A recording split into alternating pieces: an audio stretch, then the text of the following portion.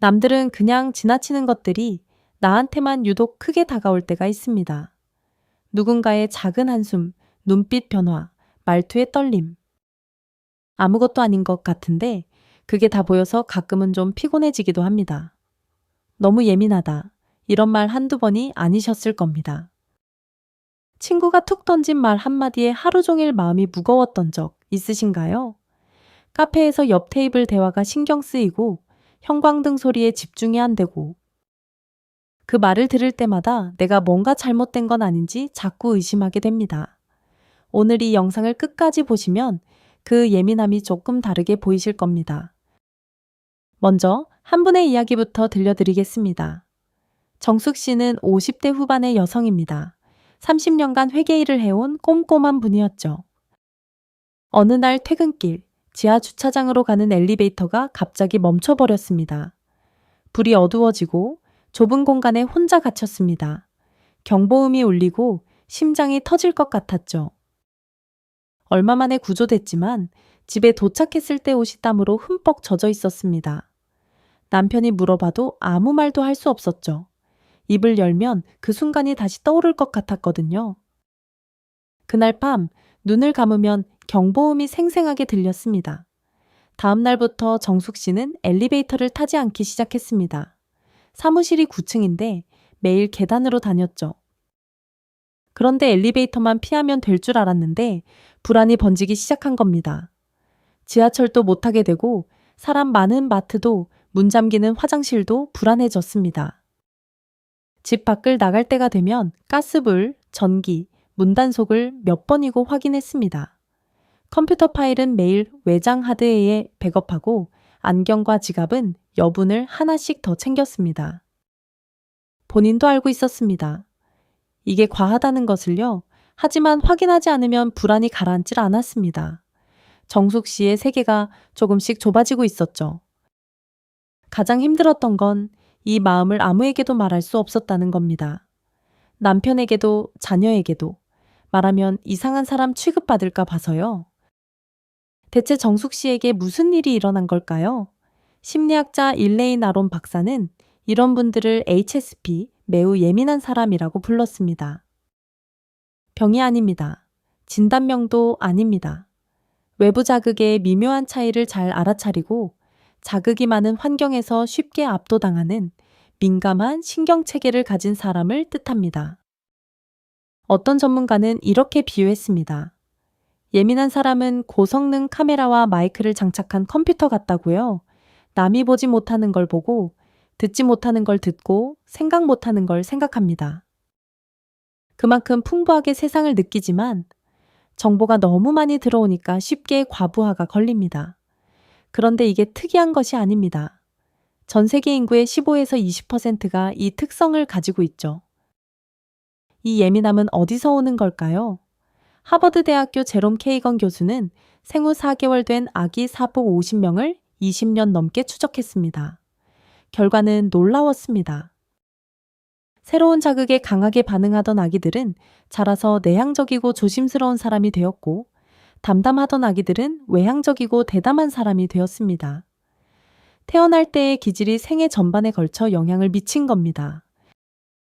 결국 예민함이란 성격이 모자라서도 의지가 약해서도 아닌 태어날 때부터 가지고 있는 기질입니다. 여기까지 듣고 나도 그런 건 아닐까 하는 생각이 드셨을 수 있습니다. 잠깐 자기 자신을 돌아보는 시간을 가져보겠습니다. 사소한 말에 마음이 크게 흔들리거나 싫은 소리를 못해서 속으로만 삼킨 적이 자주 있으십니까? 사람 많은 곳이 답답하고 끔찍한 장면이 나오는 영화를 차마 못 보십니까? 밤의 먼 미래까지 걱정하거나 혹시 큰 병은 아닌지 불안해지신 적은 없으십니까? 문단속을 여러 번 확인해도 다시 돌아가거나 윗사람 앞에서 유난히 불편하거나 주변 사람 기분이 안 좋으면 내 탓 같은 느낌이 드십니까? 이런 경험이 여러 개 겹치신다면요. 예민한 기질을 가지고 계실 가능성이 높습니다.